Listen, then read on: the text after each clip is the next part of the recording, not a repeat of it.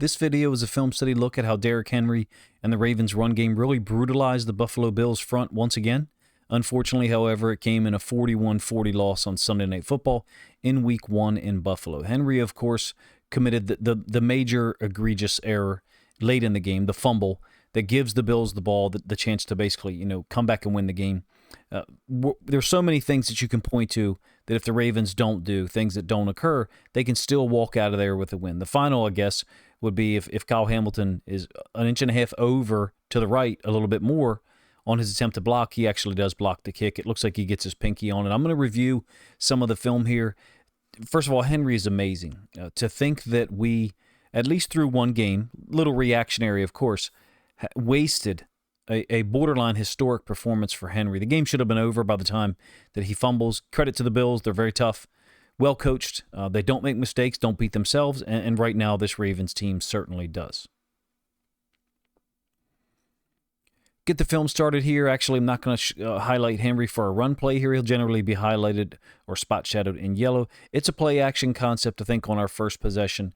Lamar appears to be looking to Flowers here on this kind of deeper comeback route. As an aside, Bateman to the bottom side is running pretty much a mirrored concept. I'd like to see us get Bateman more involved, particularly when we feel like we have a matchup edge like we did against Benford as strong as their starting corners last night. Henry on the play action is breaking out into the topside flats. Lamar appears to be looking here to me, to Flowers, and I felt like this was here 2 other times, but one of those occasions, Lamar was able to get the ball quickly out to a wide receiver. Lamar super efficient from a attempts to completion standpoint, maybe not overall the number of pass attempts for the game. Moving forward a little bit here, like I said, Henry will be spot shadowed in yellow. Corner blitz by the Bills was used. I have it twice. I didn't notice it that many times during the game. Typically in the NFL and most high-level versions of football, you're going to get that blitz coming from the boundary. Most people aren't crazy enough to bring that from the field. But in any case, it's a run concept away from that flow, and Henry hits this thing really downhill. There's a level of violence right here with his, after he takes the handoff right here to the line. He's committed to the lane, the running lane that he's got. And one of those situations where, to me, Tyler Linderbaum's playing really well on Sunday night. It's a little bit of a wham trap type of variety here. Normally, wham trap is Andrews coming down, or the tight end Kolar, or last year it was Ricard, onto the defensive tackle. That's not how the Ravens do this. So my original notes are like, what exactly is this? Linderbaum is the orange line, and he's going to work up to the front side inside linebacker. Really great block by Linderbaum, who I thought played quite well. There's the track that Henry's going to go on. It's very similar to wham trap, if you ask me. Possibly some type of check called there for the Ravens in terms of how they want to get this done. But check out Linderbaum jumping up in the air, getting his feet, his cleats off the ground to go get the front side inside linebacker. Really amazing, if you ask me. Up in the air, showing the athleticism, and then there's the lane. Henry cuts directly off of that. There will be significant offensive line discussion here. Kind of couldn't mentally move past this game and our offensive line issues until I got this video out of my system, which is the reason for putting this out, quite late at night. Moving into the second quarter, it's a 12 personnel group. I thought 84 did a nice job substituting for Ricard. Really cool to be able to bring that young man up. This is, of course, the 30-yard touchdown by Henry that I think gives us a 10-7 lead. It's a pro-eye set formation. Andrews isn't in a traditional stance. He's kind of in a two-point stance. And he's going to pin down, block down, if you will, on the defensive end to his side. There's the path of Henry in yellow, and then the tight end / fullback in purple. Pin down block by Andrews, holds the defensive end down. And you get a really nice job, if you ask me, of a scoop reach, if you will, for Rosengarten. And then also an excellent job when you get the end zone angle. You'll see what Voorhees does to move from the backside all the way to the front side of this. We're talking about Voorhees, who actually beats Falele. We shouldn't be surprised there, to the point of attack on the other side. And there's the block that I'm talking about. When you get the end zone angle, you'll see what I mean. Henry cuts off of that downhill before executing one of his patented stiff arms. 30-yard touchdown puts us up 10-7. This toss play has been extremely effective for Todd Monken in the last couple of years. Maybe would have liked to have seen it a little more often. So the pin down is going to occur here. Andrews on the defensive end. I love Rosengarten's steps here, his quickness to get out in front. Additional to that, Voorhees working all the way over to the other side. For me, there's one guy who just does not fit here, and it's Falele. I mean, you knew that was coming. If you came here to watch this video and didn't expect to see a little bit of this, you just signed up for the wrong spot. He just doesn't belong on this starting offensive line with the other guys who can move quickly. We're talking about his ability or inability, in fact, to be able to combo here and then move up to the backside will. I'm not talking about 8, right? That will be a very difficult thing for him to do. Combo and move up here with the vertical flow that Henry's going to pull with him. He's going to pull those inside linebackers with him. Falele doesn't even have the agility to work up to the backside inside linebacker. It is Milano, right? Milano is quick. Let's focus on Rosengarten for a moment. He has sealed off that Mike linebacker, Bernard, number 8, who I think is a little bit overrated from the standpoint of the way people talk about him. Sealed him off. And then so what that allows to occur here is an interesting dynamic. Milano overflows, and sure enough, it's Voorhees from further away than Falele. That's the reason why I said it the way I did earlier, who's able to knock Milano out of the play. So Rosengarten pinned down or reached down. Voorhees from the other side kind of kicked out, and that allowed. I know that those lines are not accurate to where the players were located, but the point is it created that lane, created that alley for Henry to burst through, stiff arm the safety, and outrun everybody. I think that one puts us up 10-7, like I said, from 30 yards out. Henry back in the pistol behind Lamar, 12 personnel group, meaning 2 tight ends on the field for the Ravens, and it's a 6-1 look from a nickel platform. When I say nickel platform, what I mean is Taron Johnson is the nickel, but his mirror, his tandem is Milano, right? From a 4-3 perspective, essentially, Taron Johnson is playing inside linebacker, 2 safeties, 2 corners on the field. So it's their nickel base matching against 12 personnel. Really a nice job here by Voorhees getting out to the lone inside linebacker. Again, it's Bernard. They trust him. This is a real nice job, in fact, of blocking him twice. He's going to block him once on the play and then turn back around and deck the guy one more time. Brutally physical play. You just don't see plays like this from Falele at all. And that's where I say, and I'm sticking to it, I'm even more committed to my evaluation. The guy can't start for a team that's going to go to where this Ravens team wants it to go, and he doesn't fit in on this offensive line at all from an athleticism standpoint. For example, watch Ronnie Stanley cut off the backside D-tackle, Oliver, and think of all the trouble we had dealing with Oliver on the backside when he was lined up on our right. He's lined up on our left right now. The offense is left, the right-hand side of our screen, and Stanley is cutting him off, and watch how Voorhees goes out and gets Bernard once with a shot and then peels back to get him a second time here and control the guy such that Henry is able to burst through once again, and this one I think ends up going for 49 yards. The 6-1 look really had no impact early on our ability to run the ball. I thought that Collinsworth was really overblowing it at certain times, and in fact twice he was talking about them playing man and stopping the run, and then Henry jammed it down their throats. On this particular drive in the second quarter, after the 49-yard run by Henry, is capped off by an option keeper for Lamar to make it 17-7. Bills close to 17-10. Balls on the right hash here. It's another version of Wham Trap for us. We're up 17-10, like I said, late second quarter. So Henry downhill. This is very similar to the same play concept, in fact, that Henry scored on to open the game against the Bills last year. So a couple of things to mention. Number one, Linderbaum working up immediately to go get Milano. And then Kolar on the pin down opens the lane up for us. So Linderbaum is quickly working up to the second level here, while Kolar is pinning down at the point of attack, the initial block at the point of attack. We've done a great job here, Linderbaum. An excellent job here, Rosengarten, kicking out, holding out the defensive end. A good pin down block by Kolar. Stanley is trying to work up to the second level. Voorhees.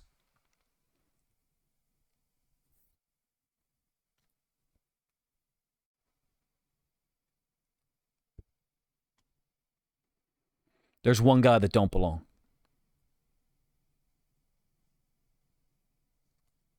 Same play from the end zone angle, and you'll see how far Linderbaum has to go. The pin down lane, or path, I should say, by Kolar. And then Rosengarten is stepping out to the defensive end on our left, but the offense is right. Stanley had difficulty going to get the Mike linebacker. He does have a very long way to go. It's a mirrored task, if you will. So Linderbaum working up to Milano all the way to his right, our left on the screen. Stanley working all the way up to Bernard, his right, our left on the screen. Stanley just not able to get there. That's a tremendously difficult block. We shouldn't be surprised that he can't get him cut off. We should be surprised that an NFL coaching staff is willing to put up with this, and they're surprised when people criticize them for making this decision every week.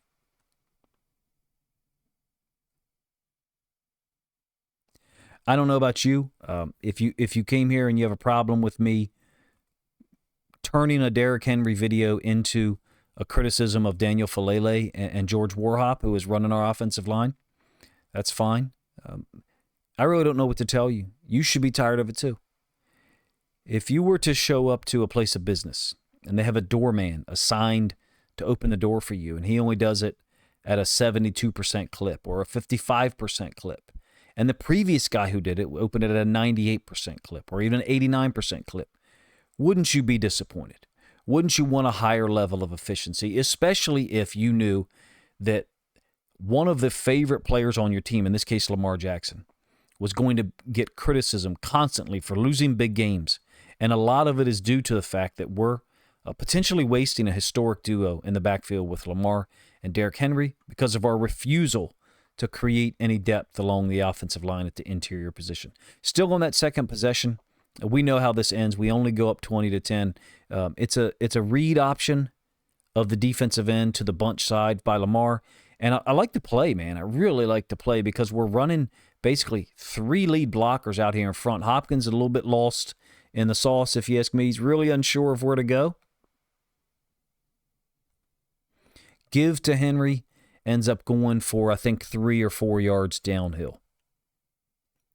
Creates a 2nd and 7, and I think we just lose our focus here for real. We get down inside the red zone, up 17-10, late in the second quarter. We've been bludgeoning them with Henry at various points, and I'm not a big fan of this play at all. I like the concept, I just don't like it in this position. So we're asking Andrews to pin down on the defensive end, Bosa. Very fortunate from a Bills standpoint that Bosa gets his hands on this ball, because if he does not, Hill could get the edge, or he could at least get an opportunity to run out to the sideline, because we've looped Stanley around here, and I think Linderbaum's got the awareness to possibly deal with Bernard, number 8. In any case, we know how it occurred. It's a give by Lamar to Justice Hill. Bosa forces the fumble. We lose 15 yards. I mean, it turned into an absolute CF by settling for a field goal to put us up 20-10, and then the defense gave it all up. You know, that field goal, we had a chance to double up there or go up 10-0, meaning a field goal touchdown, and the defense forfeiting the field goal late. Could have been 24-10. At worst, 20-10. Instead, it ends up being 20-13, giving the Bills an opportunity to stay in the game. It just seems to be our MO. But getting back to Henry a little bit, on the right hash, we're in 13 personnel, but the fullback is in the game, or tight end / fullback, excuse me. We're going to take a 27-13 lead on this particular drive. So how many times do you see an offensive lineman in a game end up turning back to face his quarterback or turning back to face his running back? It happened 3 times in this game just from the film that I have. Now, Voorhees did it earlier, but that's the play where he decked Bernard twice on the same play concept. I think it was the 49-yard run by Henry. In fact, this happens, it's just a shit show where he ends up turning backwards to face our offense. I don't know what to tell you if that doesn't stick out like a sore thumb to you, but it does to me. Whole offensive line working to their left, our right on the screen. This is same play concept. These two do not work well together, in my opinion. And what I mean by that is when we're working up this way, Falele doesn't do a great job of punching the guy enough to allow Rosengarten to take him over, number one. Number two, I think sometimes Rosengarten is expecting more help than he's getting. And I don't know if that's his fault. I don't know if it's Falele's fault.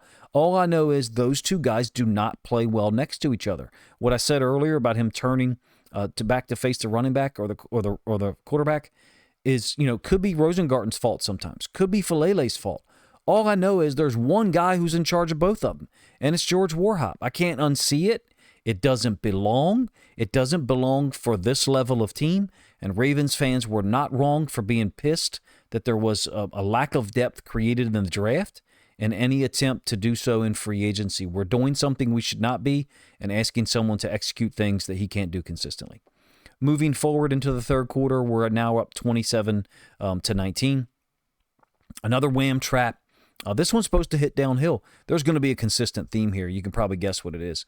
So we ran wham trap multiple times. And, it's an effective concept for us. We're trying to get the pin down on 91. Oliver, pretty sure he knew it was coming, right? Additional to that, Linderbaum, once again, going to work up to the frontside guy. Stanley going to work up to the backside guy. Tell me why you think this one is forced to cut back. So also Oliver, very violent football player, the way it should be played, but twice on the same snap, he's got hands to the face of Kolar. That gets called numerous other times. I definitely think that he could have been called for a hit on Lamar after the completion on our last possession. But let's examine why maybe Henry cuts this back. It's a wham trap concept. And with Linderbaum working up here, that means Falele is supposed to work back here. He has a great angle. Think of where Henry is running the football, right? Henry's running the football here. And all you're supposed to do, Falele, is pin down on the backside D tackle. You couldn't get a better angle than this.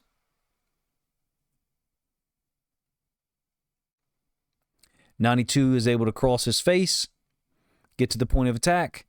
Henry has to cut it back. Guess what? It brings Taron Johnson into play. I'll pull this back one more time. Guess where Taron Johnson lined up? Off screen to our right. The offense is left. He should never be involved in this play. I think Kolar's getting jacked up a little bit by Oliver, so that also probably plays a role or an impact in Henry cutting it back. But my point is, you can't allow that guy to cross your face. I thought Falele played a horrible game. If you're sick of it, welcome to the club. I am too. Just going to give you the end zone angle from this one, still in the third quarter. Same drive. In fact, we're up 27 to 19. And we're running the wide receiver opposite and trying to get the offensive line all working to their left, our right on the screen. Once again, we cannot control the backside defensive tackle. In this case, it's Oliver. Falele is working up to Milano. Is he working too quick? I don't necessarily think so here, but for whatever reason, those guys cannot handle these things together at all.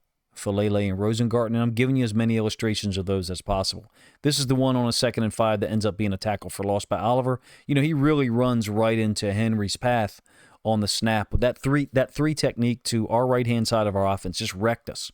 He really wrecked us. I firmly believe those guys are a bad pairing. Rosengarten and Falele, there's times where I don't really care who's at fault. I personally don't think Falele has the ability to play at a high level. I think his floor and his ceiling are both incredibly low. But it really doesn't matter to me who's wrong most of the time. Just get those guys on the same page, George or Todd or John. And right now it doesn't seem like they can. Moving forward, this is the fourth quarter. We're up 34 to 25. This is going to be Henry's touchdown run, his second one, in fact. This is after Lamar's ridiculous scramble, the one that at this point you've probably seen on social media for Falele turnaround like a top multiple times. So there's the path that Henry's going to go on. This is how an offensive lineman adapts. This is what an offensive lineman looks like. Adapting to the play and being able to adjust athletically. We're talking about Linderbaum, obviously, right? And then when you get the end zone angle, you'll see where Henry cuts this thing. Look at the wall that's been created on that backside, okay? Also, it should be noted that Oliver is not in on this play. He's not the backside three technique, so there's something to be said there in terms of why we were able to get this done. And the lack of athleticism in their safeties is going to be revealed right here. I'm not saying that the guy's going to be able to tackle Henry anyway, but look at where he is in relation to Henry. Take your angle, See if you can make the tackle. It's going to be difficult to make the tackle on Derrick Henry. But he doesn't even touch Henry. When I said in my reaction video last night, this is an average defense, I firmly believe that this is an average defense from an athleticism standpoint for what they were able to put out there last night. It's a brilliant game by Henry so far, right? We're up 40-25. We left points on the field by missing the extra point. Just really opened the door for the Bills' comeback. It's tough to see Linderbaum, of course, because he's in front of Lamar, but that's the path that he takes. First, he kind of veers to the left, and then he works up to the Mike linebacker. And you'll see that's the actual lane that Henry takes. I mean, it's wide as could be. That outside zone to our left-hand side. Really productive, if you ask me. Gives Henry a lane, leaves the safety behind, probably better for his career. Highlights or lowlights to not be stiff-armed. 40-25 with the ball inside 8 minutes left in the game. You can't lose that game. Now, I credit to Henry. He takes responsibility for what happens next. Defense had actually got to stop at some point. We're still up 40-25 with the ball. It's a lead concept to our left, the bottom side of our screen. And this is a great job by Milano of recognition and then getting through the gap to disrupt everything completely. So right here in the backfield, Milano is taking on the tight end / fullback on the lead. So it's great timing on the blitz by him, number one. And number two, I think it's Linderbaum and Voorhees can't execute this combo with the defensive tackle. So once Milano, doesn't make the tackle, that defensive tackle finishes us off. I think actually that's one of the plays Rosengarten and Filele comboed effectively. And then finally, here's the fumble. I thought this was a poor play call. In my opinion, because, we're bringing Ben Cleveland on the field. So we're really telling them everything that's coming, number one. Number two, we've got Oliver. Guess where he is? He's in a 3 technique on our right, his left-hand side, the top of our screen. I mean, do you think that's random as we're trying to close out the game with the run concepts that Oliver ends up lined up on our right where he's been causing trouble all game? And when I say it's a poor play call, here's what I mean. We're pulling the guard, just opening it up. The Bills beat us here from a adjustment and coaching standpoint. They're blitzing the Mike linebacker. That forces Linderbaum to step back on that Mike linebacker. And then we're pulling Filele. Well, Rosengarten's beat. That happened multiple times. I think Rosengarten he didn't look great in the preseason, in my opinion. A great blitz call by the Bills. And Oliver gets all the credit for forcing the fumble here while he's going to the ground.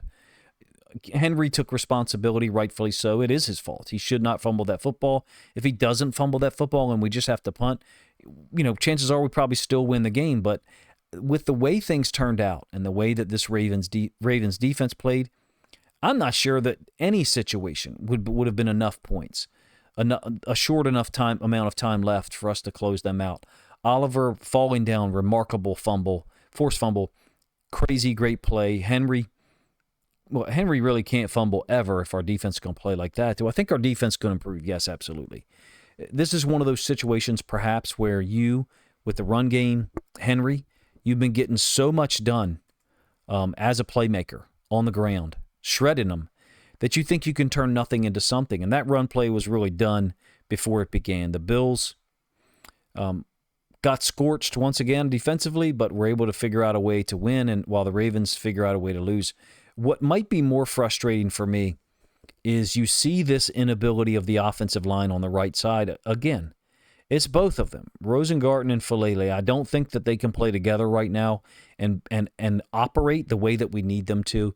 Even though Henry, I think, had 17 or 18 carries for 169, that right side of the offensive line makes us an incomplete offense. In my opinion, Voorhees had a better game than Filele. I don't get the PFF stuff at all, but it doesn't matter. We can't beat teams with good defensive fronts with those guys playing like that on the field, unless we get a superhuman effort from Lamar and Henry and a much better performance from our defense.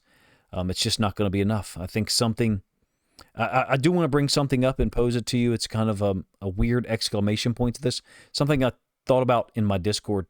Imagine you're years in the future and you're trying to tell your grandchildren or your nephews or something about how great a football player Lamar Jackson was, or how amazing it was to have Lamar Jackson and Derrick Henry two Hall of Famers in the backfield together at the same time, right? It'd be like Shaq and Kobe, if you will. And you're telling someone in your family, hey, you should look at what these old guys were able to do. They would be old at that point. And they watch the highlights. You're expecting nothing but respect. You're expecting them to be in awe of the speed of Lamar and the power and gracefulness of Henry for such a large man. And about 30 seconds in, they're like, hold up. How did y'all do this with this right guard on the field? How did you get this accomplished with 77? You're going to be watching career highlights of Derrick Henry and Lamar Jackson, and that dude's going to show up with some of the things you've seen on film from week 1. If you think I'm being too harsh, feel free to let me know in the comment section. I want this team to win. I would love to see Lamar Jackson win a Super Bowl. In order to do so, I think we probably need home field advantage as much as we can in the playoffs. The way it sets up now, losing to the Bills, we're looking at going on the road to Buffalo for the AFC divisional round or the AFC championship game if we're fortunate enough to get there. And that's why I'm focusing in on the offensive line, what seems like an obvious weak spot to me at right guard and right tackle, both of them working together, is pulling this offense down at times. And along with Henry's fumble, really helped us crumble late in the fourth quarter. Appreciate you guys' time. If you enjoyed the video, please let me know in the comment section. Probably not totally enjoyable because my tone is quite negative, rightfully so. I think we all are at this point, even late into Monday night. If you think other Ravens fans would like to hear my comments and some of the things I talked about trying to break down the plays, then please consider grabbing a link to this video, sharing it out on social media to help this content get more reach.